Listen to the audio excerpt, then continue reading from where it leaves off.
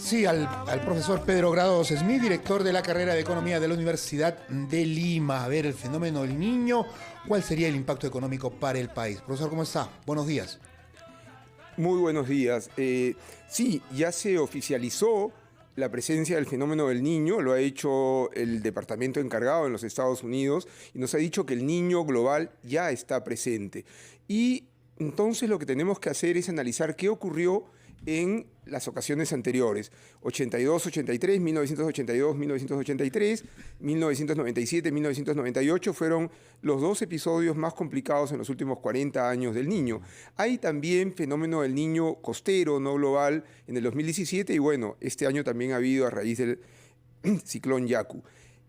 Realmente las consecuencias son muy complicadas. Si analizamos el efecto en la producción en el año 82-83, la caída fue superior al 10%, solo comparable o ligeramente menor que la caída del COVID. O sea, un fenómeno del Niño grave realmente es muy complicado para la sociedad peruana en su conjunto, porque tiene efectos en la economía, menor producción. Hace 40 años no exportábamos lo que hoy exportamos, dependemos mucho más de las exportaciones. Como se generan problemas de exceso de lluvias en el norte, inundaciones. La zona norte es nuestra principal zona de exportación de productos agropecuarios, conjuntamente con Ica. Entonces ahí también van a haber problemas. Pero no solamente hay inundaciones en el norte. ¿En el sur qué va a pasar? En el sur podrían generarse fenómenos de sequía. Ajá. Por lo tanto, también en el abastecimiento al mercado interno, Claro. productos como quinoa, papa, maíz, podrían presentar escasez y eso lamentablemente se traduce en precios, inflación.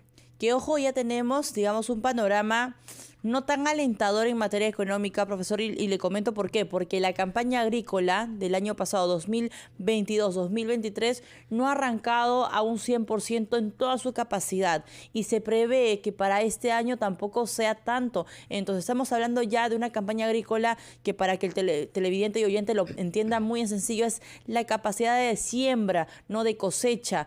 Papa, camote, arroz y demás. Entonces sí vamos a verlas un poco negras. Ahora, usted me dice que la caída es similar a una pandemia, claro, con un fenómeno del Niño global que podría verse. Con un fenómeno de Niño global grave que afecta al Perú como el del 82-83, lamentablemente sí, era el segundo gobierno de la UNDE, año 83, el producto cayó aproximadamente 10% y la principal razón de esa caída fue precisamente el fenómeno del Niño.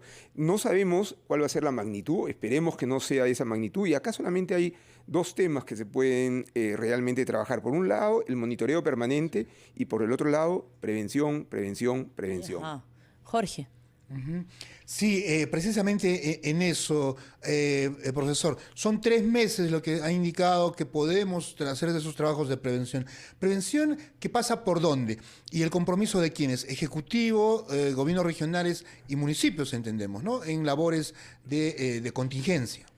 Sí, es en los 3 niveles de gobierno, a nivel ejecutivo, a nivel de gobierno regional y a nivel de gobierno municipal. Y hay 2 niveles, por un lado, o 2 subniveles. Por un lado hay que limpiar todos los canales, lo que ya existe hay que limpiarlo para que cuando caigan las aguas puedan sin ningún problema, digamos, discurrir. Y en segundo lugar, construir hasta donde se pueda en el corto tiempo obras de prevención y de contención. Un buen ejemplo es en el Niño del 17. Al otro lado de la frontera, Ecuador estaba bastante mejor preparado que Perú.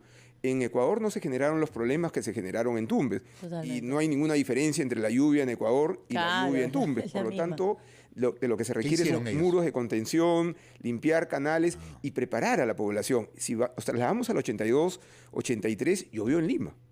Ajá. Y esa lluvia en Lima, los techos en Lima no están preparados. Claro. Ojo, estoy hablando de edificios modernos que no necesariamente tienen ese recubrimiento que es necesario para temas de lluvia. Entonces, en la medida que se vaya monitoreando, hay que preparar al norte con todo lo que se ha mencionado. En el sur hay que almacenar agua en la medida que exista esa posibilidad. Y incluso en Lima y en la costa, digamos, sur del país, también hay que preparar las casas si es que las lluvias realmente son significativas, ¿no?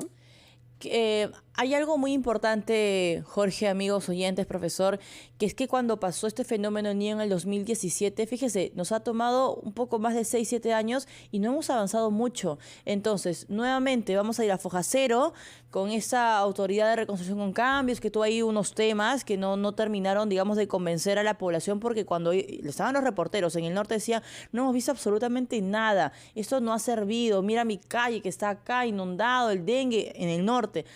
¿Qué hacer? Porque nos quedan solamente 3 meses y en 3 meses no sé si vamos a poder contener este gigante que se nos viene. A ver, siempre el futuro es imprevisible, ojalá las cosas no se compliquen, pero ¿qué hacer?